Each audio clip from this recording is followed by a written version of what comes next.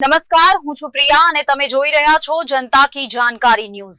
નજર કરીએ આજના સમાચાર ઉપર। લખતર શ્રી ભાવગુરુ વિદ્યાલયનો વીર સાવરકર સ્પોર્ટ્સ કોમ્પ્લેક્સના લોકાર્પણ સમારોહનો પ્રવાસ યોજાયો। લખતર રેલવે સ્ટેશન રોડ પર આવેલ શ્રી આદર્શ પ્રાથમિક શાળા તથા શ્રી ભાવગુરુ વિદ્યાલયનો એક દિવસીય અમદાવાદનો પ્રવાસ યોજાયો હતો।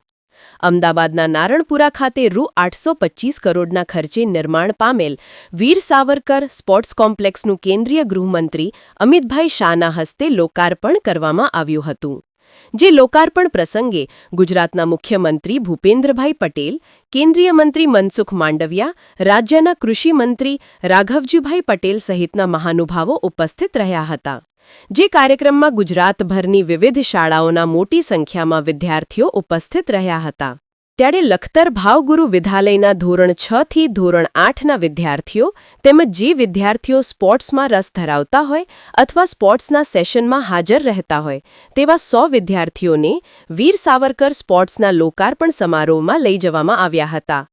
ઉલ્લેખનીય છે, ભાવગુરુ વિદ્યાલયના વિદ્યાર્થીઓ સ્પોર્ટ્સ ક્ષેત્રે ખૂબ આગળ વધે તે હેતુથી શાળામાં પીટી ટ્રેનરો સંજયભાઈ તથા રેનુબેન વિદ્યાર્થીઓને સ્પોર્ટ્સ અંગે ખૂબ સારી તાલીમ આપી રહ્યા છે।